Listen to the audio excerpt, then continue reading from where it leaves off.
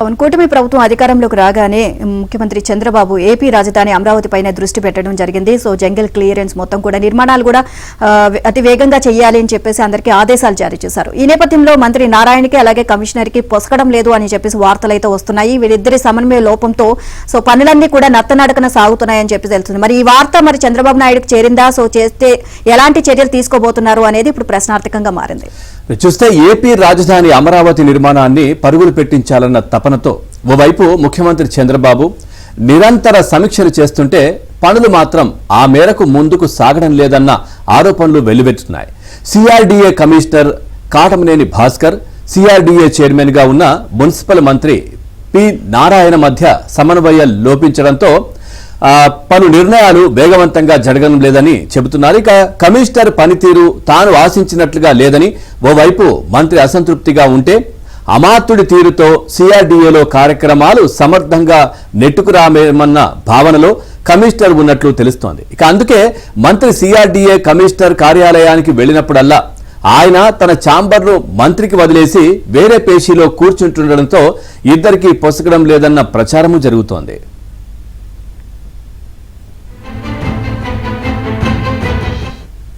పలు అంశాలపై వారు పరస్పరం చర్చించుకుని ఏకాభిప్రాయంతో నిర్ణయం తీసుకోవాల్సి ఉన్నా ఆ దిశగా ప్రయత్నాలే జరగడం లేదు అంటున్నారు.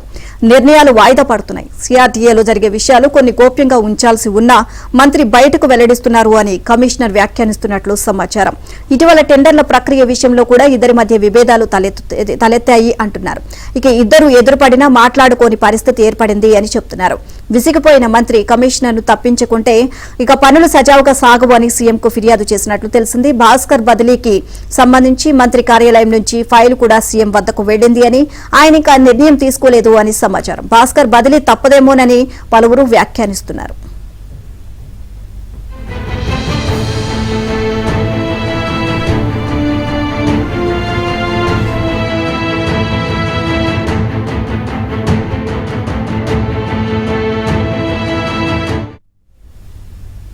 రాష్ట్ర విభజన తర్వాత ముఖ్యమంత్రిగా చంద్రబాబు వస్తేనే ఆంధ్రప్రదేశ్లో కొత్త రాజధాని ఏర్పాటు చేయగలరు అన్న నమ్మకంతో అప్పట్లో టీడీపీకి మెజారిటీ సీట్లు ఇచ్చి గెలిపించారు.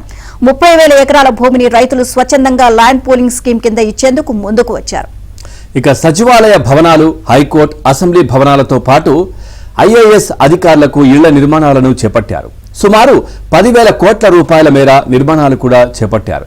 ఈలోపు ఎన్నికలు రావడం, వైసీపీ అధికారంలోకి రావడం చకచకా జరిగిపోయాయి. రాజధాని అమరావతిలోనే ఉంటుందని ఎన్నికల ముందు చెప్పిన జగన్ గద్దెనెక్కాక 3 రాజధానుల వల్లవేయడం, ఇక దీంతో భూములిచ్చిన 29 గ్రామాల ప్రజలు రోడ్డెక్కాల్సి వచ్చింది. ఓవరాల్గా ఈ అంశానికి సంబంధించి మరింత సమాచారాన్ని మా కరెస్పాండెంట్ ప్రసాద్ అందిస్తారు. ప్రసాద్, పూర్తి డీటెయిల్స్ ఏంటంటే ఇటు మంత్రి ఏదైతే ఈ సిఆర్డీఏకి సంబంధించి చైర్మన్ నారాయణకు అదేవిధంగా కమిషనర్ కు మధ్య పొసగడం లేదు అనే మాటలైతే వినిపిస్తా ఉన్నాయి. పూర్తి డీటెయిల్స్ ఏంటి? పవన్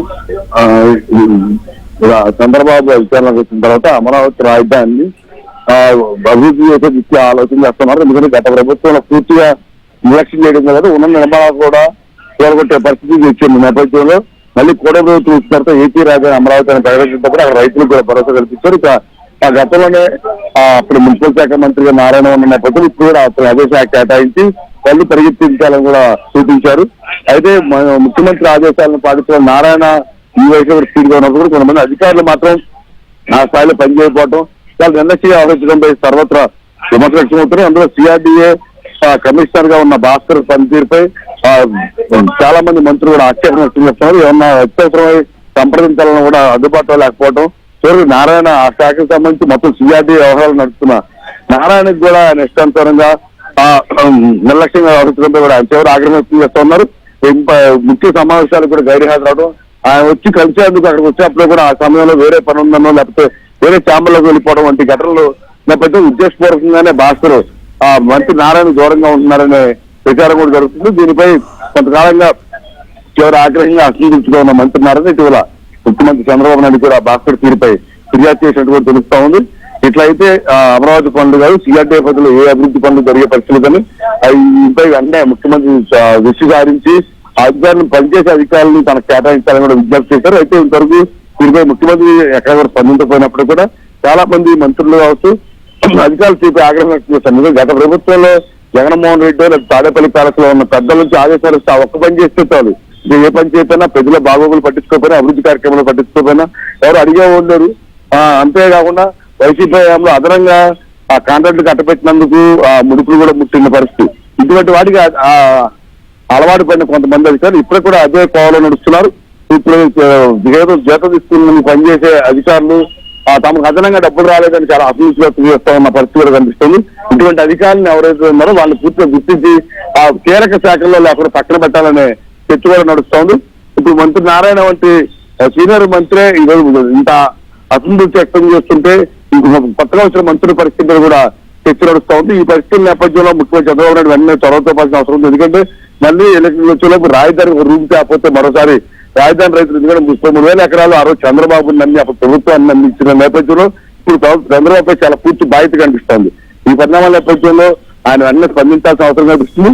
మొత్తం అమరావతి కావచ్చు సిఆర్డీఏ పద్ధతుల అభివృద్ధికి సంబంధించి ఒక ప్రత్యేకంగా ఎవరైతే బాగా పనిచేస్తారో అధికారుల టీంలో ఒకటి ఏర్పాటు చేసి ఆ చంద్రబాబు ఆలోచన అనుగుణంగా పనిచేసే వారిని నియమిస్తేనే దీనికి కార్యాచరణ ఉంటుందని కూడా అందరూ అభిప్రాయపడుతున్నారు. అది చంద్రబాబు కూడా స్పందించాలని కూడా ఎక్కువ మంది కోరుతా ఉన్న పరిస్థితి. మరి మంత్రి నారాయణ ఇచ్చిన ఆ విజ్ఞప్తి మేరకు ఎవరికి స్పందిస్తారు, అదేవిధంగా ఇతర శాఖలు కూడా ఇదే విధంగా ఒకరు ఇస్తున్న అధికారుల తీరుతో చర్చ నడుస్తున్న నేపథ్యంలో మరోసారి ప్రక్షాళన జరగాల్సిన అవసరం అయితే కనిపిస్తుంది.